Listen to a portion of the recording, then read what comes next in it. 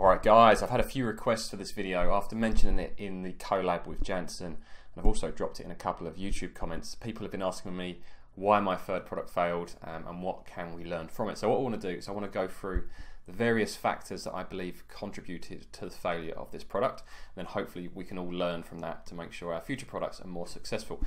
Before I get into it, when I define failure, this product hasn't lost me money. You know, I've still made a small profit off of this product, but I don't plan to continue selling it long term. So from my business perspective, it's a failed product, and I won't be selling it once this current batch of inventory sells through.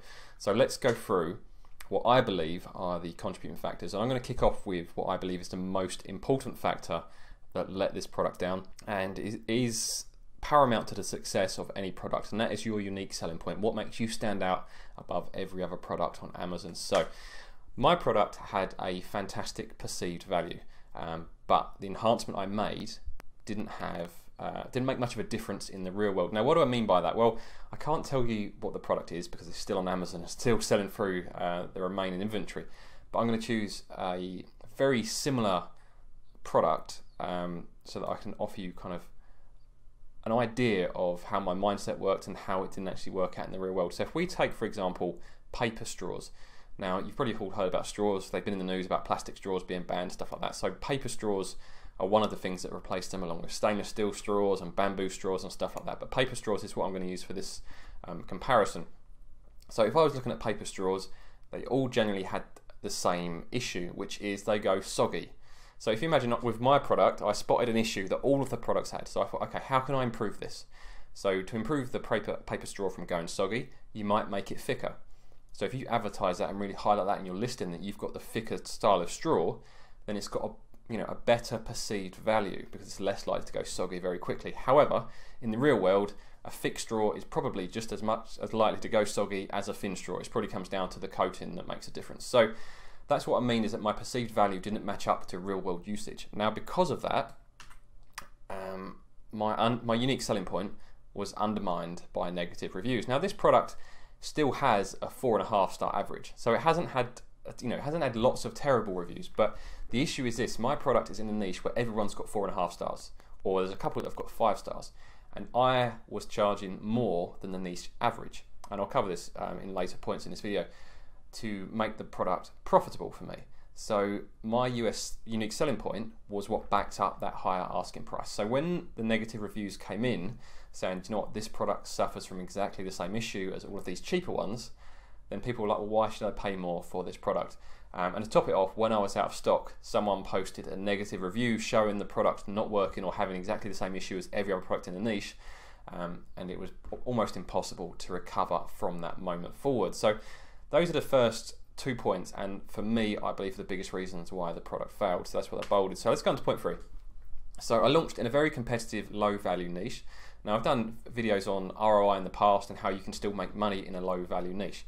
But the issue with selling in a low-value niche is there's less room for manoeuvre. And by that, I mean if things start to go wrong, you haven't got much room to work with your price. And in terms of there being lots of competition, if your ranks ever drop, trying to get re-ranked is very, very difficult because there's so much competition selling really good numbers. So if you've got high sales and low value, relaunching a product is much more difficult than it is when you're just launching a high value product in a low competitive niche.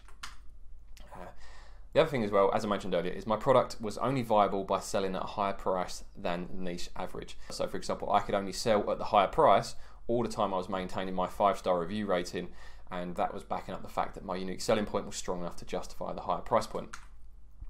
I went out of stock at the wrong time. Now, I've discussed this previously, that I don't believe going out of stock is a major issue, and generally it's not. Now, the reason it was a big problem for this product is my first batch of inventory had done really well. I was ranked well on the first page, but I switched supplier, which delayed me restocking by a couple of weeks. Now, the reason I switched supplier is I didn't realise that the first company was actually one of the trading companies. So when I placed the order and I got their dispatch address, I found out who the original manufacturer was. So on my second order, I contacted those directly and was able to save like £1 per unit. So it was well worth swapping from the original supplier to the original, or say the manufacturer, I would say. But however, because of that, I had to get new samples from the manufacturer to ensure that it was definitely the right product they were making. So that delayed it by a few weeks. So I was out of stock for a long time, and it was during that period I got the negative review. So I'd lost my ranks from being out of stock, and then I couldn't relaunch properly because the negative reviews were stopping or hitting my conversion rate. So these things were combining to almost a perfect storm for slowing this product down. Some of the other issues which aren't as critical to why the product didn't succeed, but the stuff to be aware of. So I always check the seasonality of a product. Now, this product wasn't seasonal, but it's what I'm going to make a new word. It was newsanal.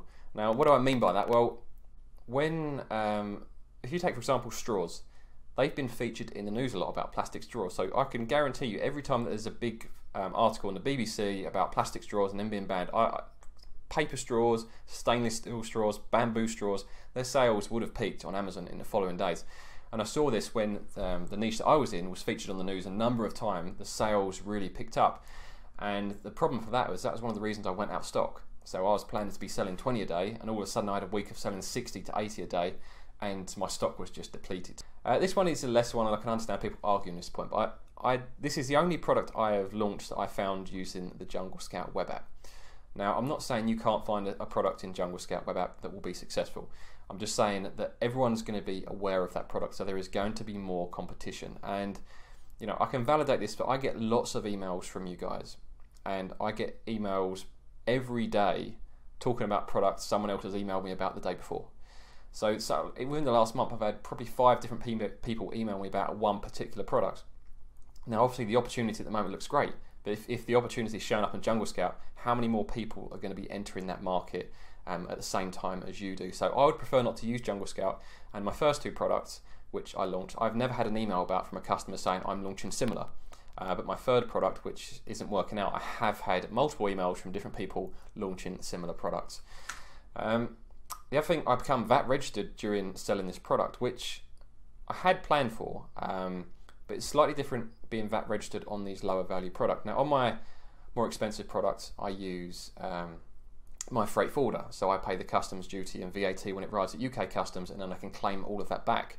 Now, with these small and light products, and you'll probably find this yourself if you've launched a small and light product, normally your supplier is the person that arranges the shipping directly to Amazon. And in that case, that's usually what's called DDP shipping. So they pay all of the VAT and customs as part of the overall fee they give you. Downside is you cannot claim back the VAT because your supplier paid it and you didn't pay it yourself. So although I'm now charging VAT as part of my sale price, I can't reclaim it on my purchase price. So that hit my profit margins, and to be honest, that alone would have made quite a dent in my desire to want to continue this product anyway. Because if you're selling that product at £10, that's nearly £2 of VAT. You would have been losing from your profit margin.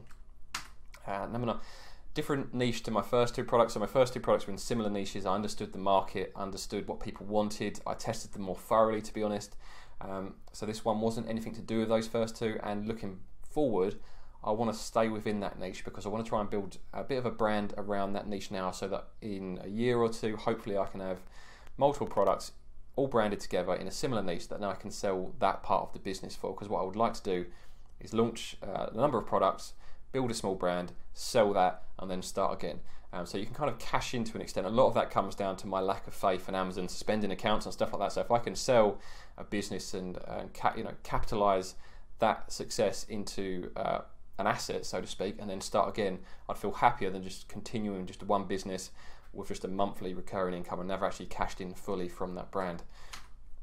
And number 10, I didn't manipulate reviews. Now, like I said, a lot of the products in the same niche suffer from the same issue, and they are manipulating reviews to drown out the negative reviews. And as you guys know, I like to try and play it as straight as I possibly can. And with people manipulating reviews, it does make it difficult to compete. And I've seen this with my other 2 products. I've got 2 products ranked very, very well, and that was selling really well. And both products have had sales hit by people that have launched and faked reviews. To give you an idea, one of my products has been selling exactly the same time as another product. I've got about 50 natural reviews, and they're up to 200. And you look at the reviews, and they're clearly fake. So not manipulating reviews does put you at a disadvantage. But that's not why this isn't why this product failed, but it's just one of the many factors that can contribute towards why a product succeeds or not. So I hope you found this useful. If you did, I'd really appreciate a like. I haven't asked for it on previous videos, and my like rate has gone well down, so I want to see if this works. So if you could hit that thumbs up button, that'd be really appreciated.